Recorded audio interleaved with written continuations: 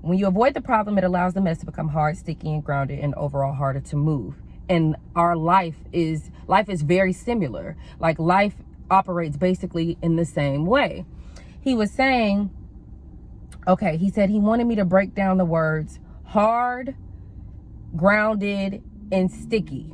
So he said these words stand out, but he wanted me to break down how these words correlate to us in our real lives and how we handle the messes in our real lives and how they affect us.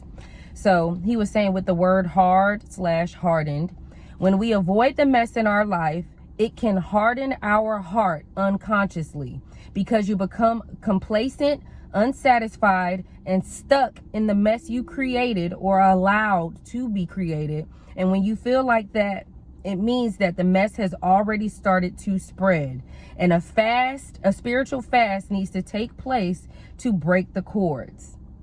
I'm gonna read that again.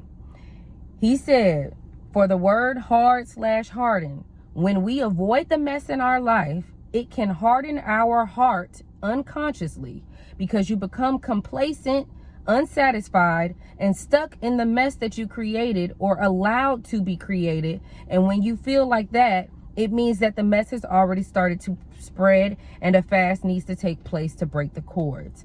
So when we avoid the mess in our lives, it hardens our heart unconsciously.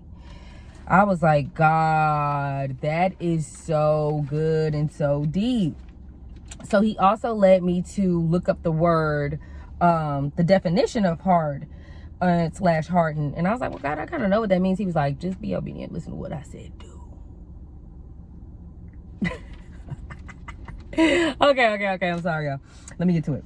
So for the word harden, I went to point 2 on the first definition of Google, and it says utterly fixed in a habit or way of life seen as bad.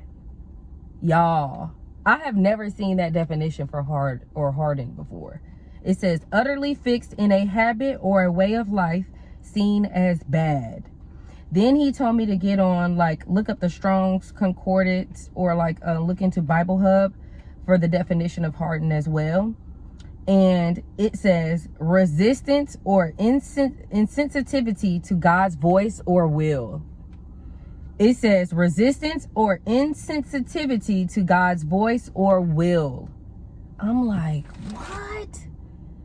Put it on the floor then, God dang. You just gonna bust it down like that?